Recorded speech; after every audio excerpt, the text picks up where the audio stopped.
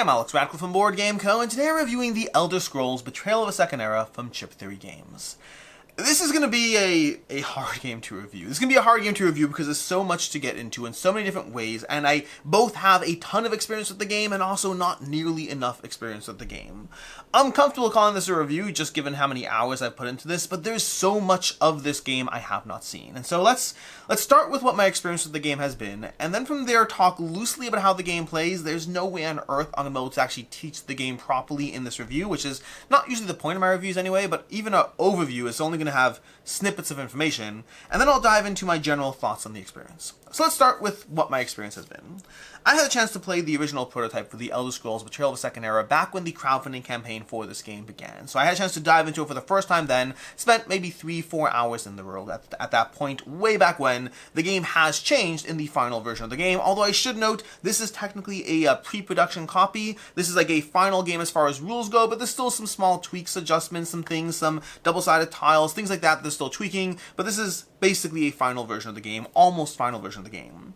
Since then, I then had, when this pre-production copy arrived, I had a chance to play this game with the Chip Theory team at Gen Con, once again diving back into this world, guided a bit by people who had played the game extensively, which does matter and we are going to talk about, but then again got a chance to spend another 3-4 hours with the game. And then finally, on my own, together with initially with someone who came in, a viewer of the channel came in and played the game with me for a bit, and then continuing those adventures on my own, I'm now an additional 20 to 25 hours post those sessions, maybe around 20 or so, plus the original hours into it. And so I've played this game for in the range of 25 to 30 hours total in this game. And yet, that experience, that 25 to 30 hours, still represents barely touching the surface, scratching the surface of what the Elder Scrolls Betrayal of a Second Era offers, which means my review both represents a ton of time spent in this universe, and also not nearly as much as this universe offers, and so there's so much that I haven't gotten to see, haven't gotten to experience. A full arc of this game can be very low. Let's move from there, let's move from my experience into what the game is, the arc of the game, how the game plays, or loosely how the game plays.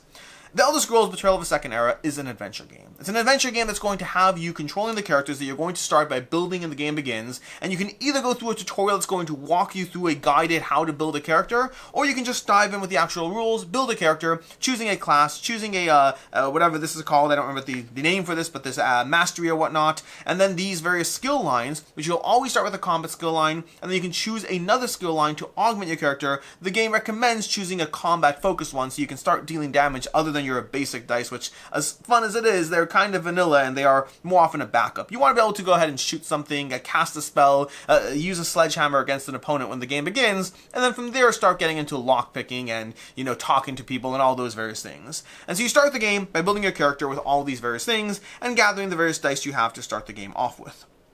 Then you go adventuring.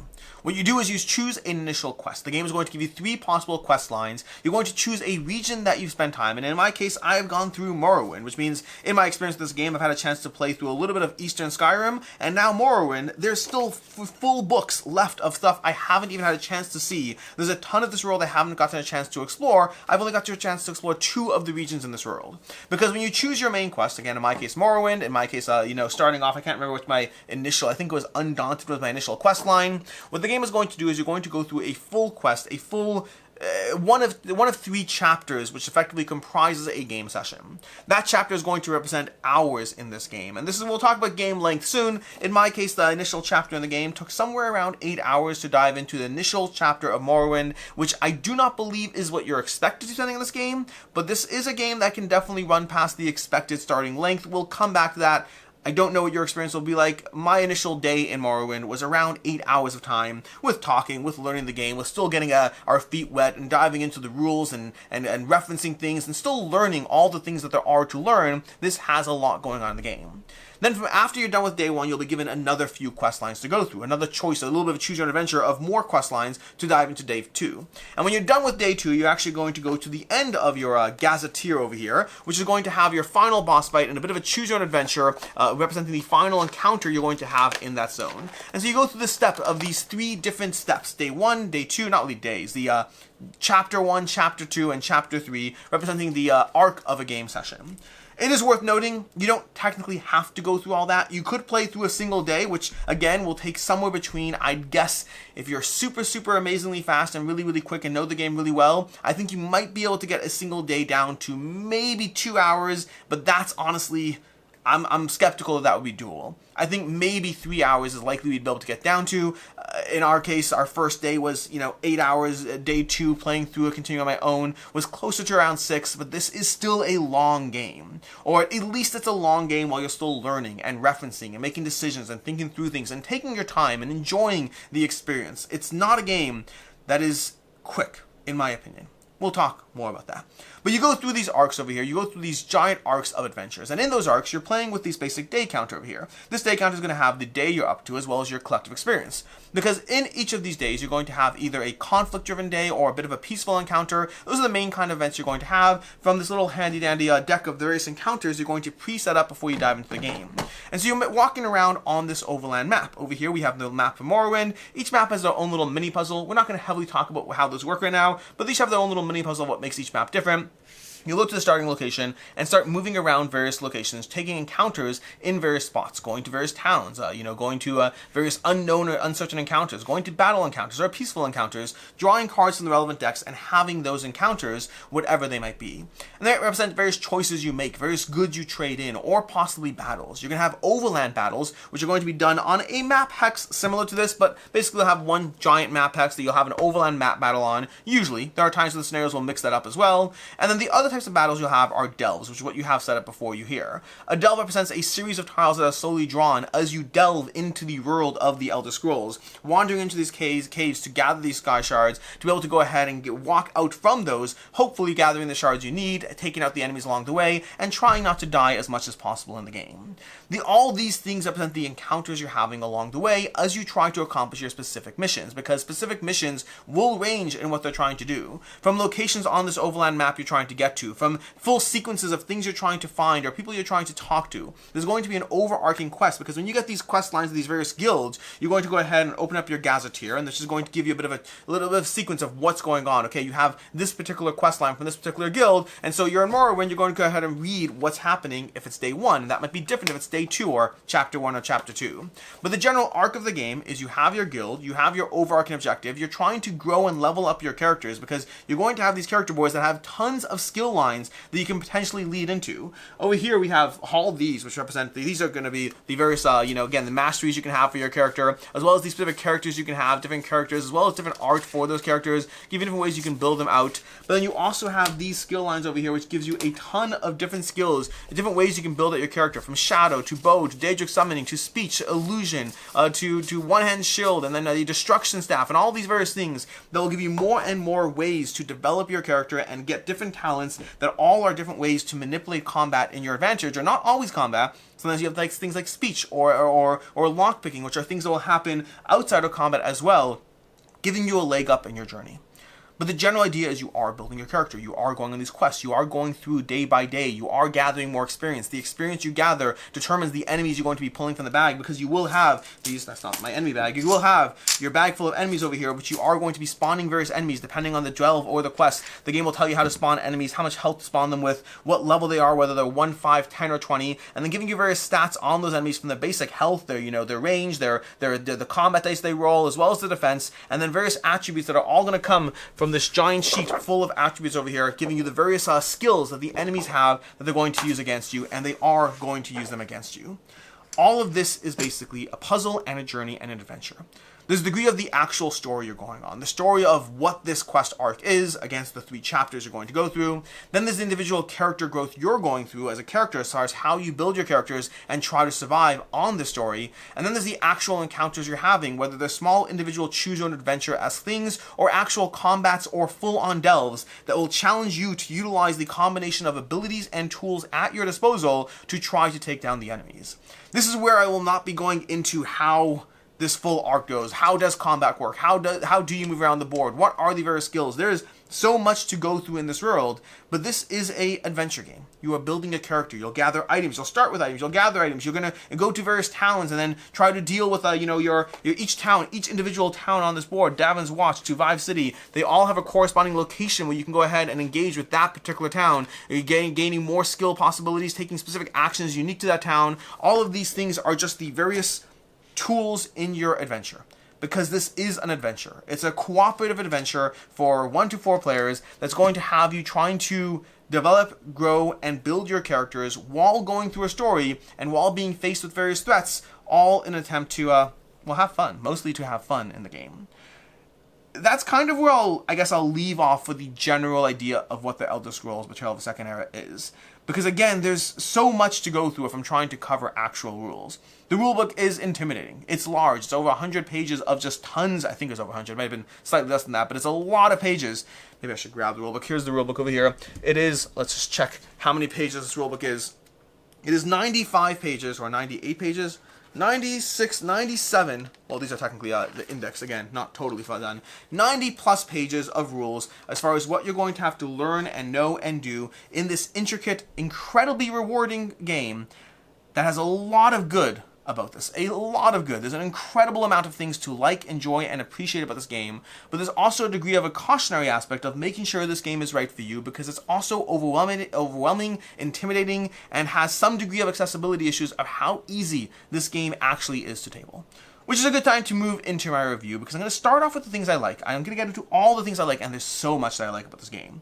But I'm also going to have a decent section of things that get in the way of the experience of making it a game that might be harder to table and enjoy. And those are things that I would phrase them as things that I don't want to scare you away from this game, because I think that the end result of this game is an incredible experience. It's an incredible experience. It's just an incredible experience. But I also think you have to know what you're getting yourself into, and most of the things that I have as complaints are really just cautionary aspects of making sure that this is a game that is worth it for you. But let's start off with what I like.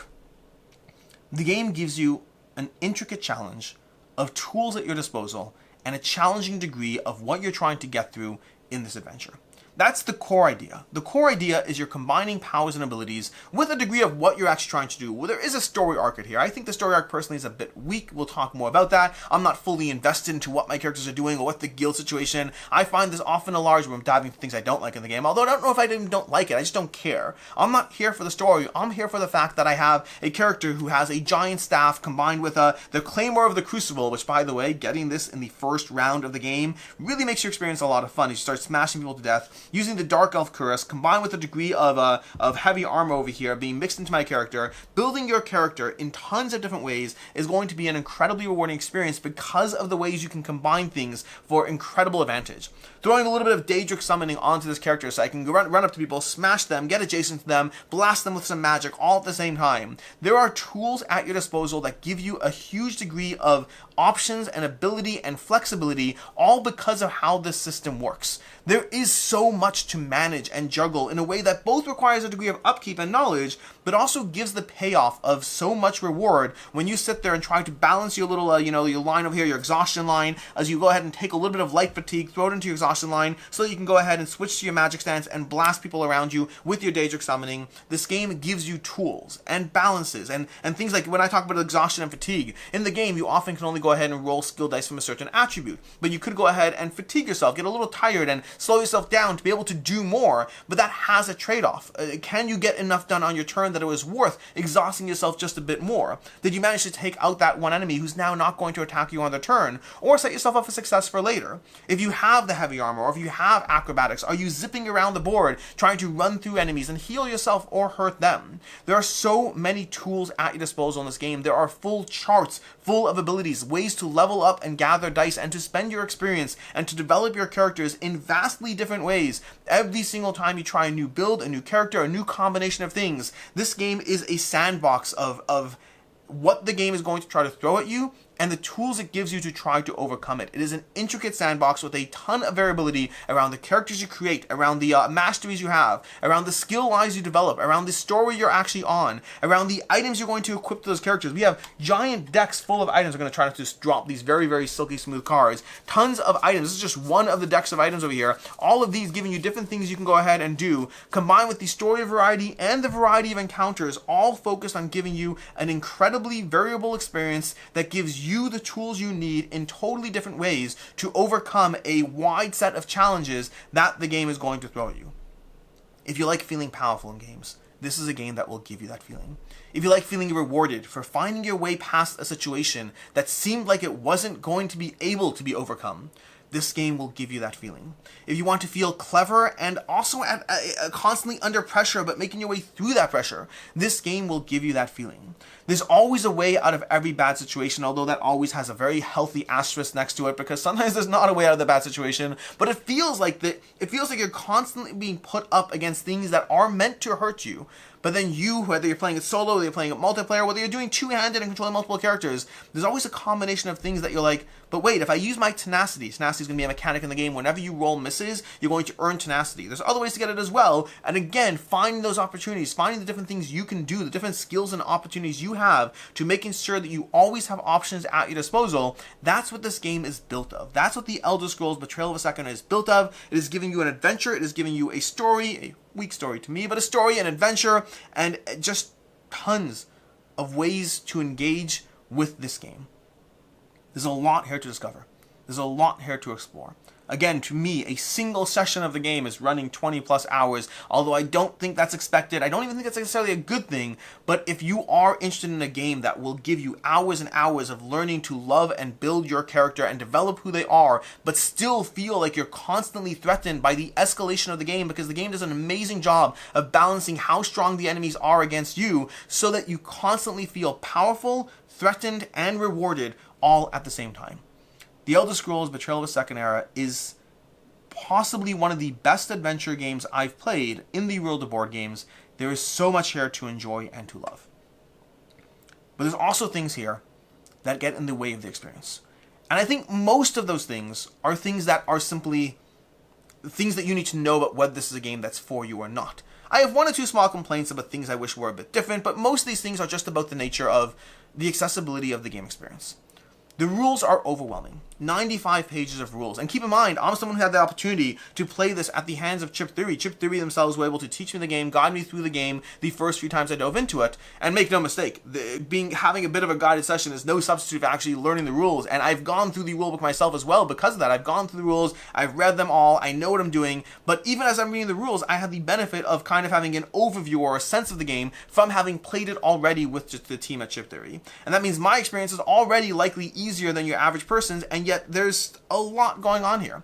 I don't think this is a game that actually takes 8 hours to play your first day of the game. I think it's a game that takes 8 hours to play when you're referencing things and taking your time and stumbling over yourself and double checking whether that range works the way it does, or whether what happens as far as how the enemies target. Are they going to be operating smartly, moving towards you to do as much damage as possible, or are they just content to go ahead and take a pot shot at you as soon as they're able? By the way, the answer is the latter. They're content to just take a pot shot as soon as they're able, which again is one of the many tools you have at disposal as far as how to actually navigate and maneuver around these enemies. But there's a lot of rules in the way of the experience. I don't think the rulebook's actually hard. I think the rulebook is very well formatted, and it gives you a good job as far as dividing it up, making it fairly easy to reference, and really sectioning it off in terms of the overflow, the mechanics of a combat, and just sectioning it all off very nicely. A very easy to reference rulebook. But it's still a lot of rules. And those rules, as much as they're all going to make sense as you play it more, that first time you're going to learn things and then have to go back and reference. Understanding how an enemy operates is very different than you're reading an actual rulebook, as opposed to when you get to the encounter and you're like, I know I read this, but I don't remember how that works. Now I have to go back and reference that thing again and get back into it. The rules are a blocker to being able to enjoy the experience. Once you get past those rules, the experience is incredible. The table space of the game is not small either.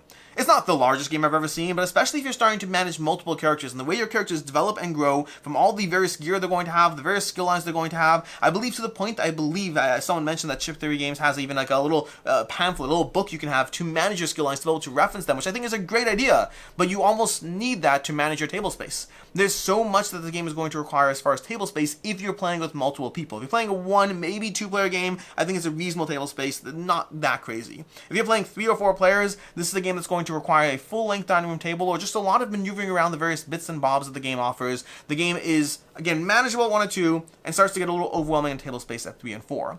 And then there's the length of the game. I don't know where this game is meant to actually be as far as once you know the game, once you're diving into it. How long is a day? Is it 3 hours long? Is it 4 hours, 5 hours, 6 hours? Those are vastly different numbers, and they do affect how easy is this game to table.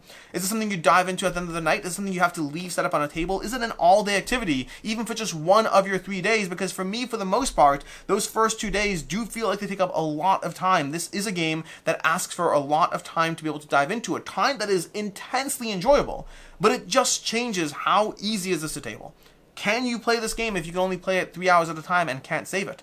I'm not yet sure. My experience so far has been a no, but that might not be your experience. Now, if you're willing to save it, that's not a problem. If you're willing to give it 6 hours, that's not a problem. But if you don't have those options, if you can't save it and can't give it 6 hours, I can't really recommend it yet. Maybe I'll get to a point where I can. I don't know. Maybe I'll get to a point where I can actually dive through a full game in 3, even 4 hours, although again, even those numbers are still a healthy chunk of time to be able to sit down and table this game. None of those 3 things I said so far are things that make the game bad. They are things that you need to keep in mind when deciding if this is a game for you, when deciding if you can get to all the good parts of this game, because the good parts of this game are incredible. This builds off things like if you've ever played Too Many Bones from Chip Theory Games, one of my favorite games of all time, this kind of builds off that, and in some ways, in many ways, does it even better. In some ways, it does a little bit worse, but in many ways, it does it better. What Chip Theory Games have spent years developing as far as their core competencies as a company, the types of games they build and design, The Elder Scrolls really leans into all that and is an incredible experience. Now, there are a few small things as far as stuff that might get in the way of the enjoyment past accessibility aspects. First of all, I can't imagine playing this with more than 2 people. I mean, you could, in theory, do it. I just think that between table space and game time, this is a game I'm only ever going to want to table as a 1 or 2 player game. I think 2 players does give you that extra level of interaction between characters and different skill lines, the ability to optimize around them. I think a 1 player game is totally fine, totally fun, doable, but 2 players is, to me, 2 players either 2-handed or with 2 people is likely where I'm going to most table this game. I'll say that there is a propensity, the way this game is designed, and again, I'm going to mention Too Many Bones here as well, but the way this game is designed, there is a propensity to want to dive into things that have worked well for you before. If you found that a 2-handed works great with heavy armor and Daedric summoning, you might want to do those things again because this is a hard game, and having all the tools at your disposal is a good thing to being able to give you a leg up to take down those enemies. Wanting to dabble in, like, do I want 2-handed and a bow? Do I want to try that? That sounds like it could be fun, but that experiment, that choice to experiment in new, fresh things comes at the cost of a, again, very long experience where you may not be building your character optimally. The length of the experience combined with the desire to dive into things that feel intuitive or have worked before might pigeonhole you a bit as far as how to build your characters. Whereas a game like Too Many Bones, for example, which again I think is an incredible experience, that the way that those games are designed, they give you a lot of flexibility within an individual character, but you can't just grow in any direction you want. So trying a new character inherently forces you to dive into a new experience, where that's not necessarily as true with the Elder Scrolls. Trying a new character might still have you leaning into the things you've learned to appreciate in the past. And I know myself as well, and I can tell you that from my own experiences, both with this game and with others, I will start off on new things. If I did 2-handed this game, I'll specifically try magic next time. I'll specifically try bow next time. So I will force myself to try new overall avenues, but then from there I might still find myself in patterns, especially because this is a game that is challenging, and choosing to dabble in things that might not be intuitive, while that's a cost I'm willing to pay for a 2-hour-long game to learn new things, it's a harder cost to pay when you're sitting down for, 5 to 15 hours of a game session and building that character in that direction. As far as things that might get in the way of your experience, but things that didn't impact mine, meaning things that just are worth you knowing about, but I can't say they bothered me from my enjoyment of the game, is first of all, there is a small ability to sit still on this world map. And it is situational to the game you're playing, guys, but there are times where you can simply go ahead and, have an encounter again and again and again because it suits your needs. Which is not a big problem, but thematically that doesn't feel like this is the point of an overall world map. Now, there are some encounters where you can't do that. There are times where you're working your way somewhere, you have to take into account how you're moving across the board. There's other times where you can sit still for 3 turns having fight, and again, it's not a bad thing, it just means that this feels a little bit like, in some situations or at some points, it's kind of like a whole world map and you're just sitting still. There's also the randomness of how easy or hard things can be in the game. There are times where you can have a big threat not even spawn because of the nature of a tile you drew. And there's times where you can have a horrible combination of enemies that just make it incredibly challenging to go through. There are enemies that might be incredibly difficult to deal if you don't have someone dealing magic damage in your party. And if you have those guys pop up when you're not equipped to deal with them, and there's times you're just not equipped to deal with them, that's an extra level of hurdle or barrier that might not be present. And again, that works in both ways. Even things like as equipment that you get or various quests you get might require specific characters or things that will make those things better or worse. So usually better when it comes to those. But that degree of just luck in the game, there is a big swinginess as far as when something really good will happen and when something really bad can happen. And for me, that added to the overall fun of just trying to persevere past things with sometimes a little bit things operating for or against you, and always a way to kind of make it work, but you might not appreciate that degree of chaos that can happen in the experience. There are also enemy abilities that make you lose the goodies you have, which happens a surprising amount of time. There's a lot of enemies that will steal things or take things away from you, and those are always another challenge to work your way past. And I think that one of the nice things about them is, especially when you are building a character and you have that build you're really happy with, sometimes you lose that magic axe that you've been working with, and you have to work your way around things and rebuild in a slightly new different direction. It stops things from being stale because otherwise you do have a limit on the equipment or goodies you have, so those are nice things that in that sense is a silver lining to it. But if you like building a fun character and you're really relying on that one piece of gear and you lose it in an encounter, that's not a fun moment to have in the game, or at least I would say for most people it's probably not a fun moment in the game. And then lastly, I'll say that as far as story, and I touched upon this already, I don't think the story was that engaging. I like the quirkiness of the individual encounters for sure, I like reading through that, but there are overarching storylines of what you're doing here, and I can't say I ever strongly cared about them. And ever is a loose term because again, despite the amount of hours I've spent in this game, there's still so much I haven't experienced. But to me it often felt, from the experiences I have had, it often felt like you have a overarching story, things happening out of sequence that just really just feel nothing to do with the two, and then you come back to this and you're like, oh, and now we progress on our story. There are times I dove back into the story and I was like, oh, that's right, we have something else that I already read about and we're continuing that thing. And that's not like, if you're invested for the story, at least in my experience, the story is a nice quality of life thing in the background, but it doesn't feel like the main thing that I'm going through as I play. It might be different for you. For me, I didn't feel that, but I also didn't mind it. I'm here for the mechanics, the powers and abilities, the character building, and all of that, and the adventure. I'm not here for the actual story of it. As far as final thoughts on the Elder Scrolls Betrayal of a Second Era, there's so much to love about this game. There really is. Like, if you have a chance and an opportunity to play this game, if the things I've said haven't scared you, or if you're already back to the game and it is what it is, you're going to try and power through it, I think this is one of the most incredible experiences I've had. I don't often sit down for 8 hours for a full day playing the same game the entire day long. I don't often do that because I don't want to. I don't want to sit there with an entire game, giving my entire day to a single game. I like playing a bunch of games. I'm gaming all day long. I want to play 4, 5, 6, 7 games, and this is a game you can get lost in. You can get lost in and feel rewarded for getting lost in it, as you build your characters, as you challenge yourself, as you power through things. But there are so many things that do get in the way of those things. The length of the game, the table space, the rules, those are things that limit your ability, or possibly your ability, my ability, anyone's ability to sit down and table this. I don't know how often I'll play through a full arc of the game versus simply playing through a single quest line and a single day, because frankly, I find that rewarding enough. As much as you continue to grow, sometimes it's more fun to be like, hey, I played for 4 hours and now it's time to go ahead and play again in 2 weeks and try a new character and a new build and try something different. And so to a certain extent, the way the game is meant to be played is often not necessarily the full experience I'm going to get out of it. Again, referencing another title from Chip Theory Games, Burn Cycle, another fantastic, incredible game where you can go on 1, 2, or 3 floor adventures, basically. You can have like larger buildings, shorter buildings. That's another game where I think the best experience might be the full three level stories, whatever you're going on, but those often I find are so overwhelming that I find myself playing 1 or 2 instead, and I think I might find myself in that same pattern with the Elder Scrolls, rarely going through the full arc of the game the way it's meant to be experienced, because it's just so long. Now, if my experience changes, if the length of it changes, if over time I just want to continue to see more of the end games, that might change how I engage with it. But for right now, I don't know how I'm going to engage with this game. What I do know is the time I spend with it is absolutely incredible, but you have to be able to get past the rulebook, you have to be able to manage your table space, and you have to have the time to sit down and table this.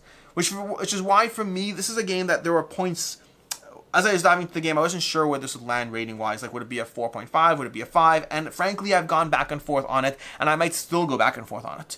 But for me, for right now, I'm going to give this a 4.5 out of 5. It's an incredible experience. There's a lot to love. I think this is so much fun, and it's likely, as far as the actual experience you're having in the game, it may be either my favorite or second favorite game from Chip Theory Games. The tricky part is I have to rate things as a full package. And there are things that get in the way of how easy this game is to table. And those things do cost it half a point. But if you're just gauging on the gameplay itself, it's an easy 5 out of 5.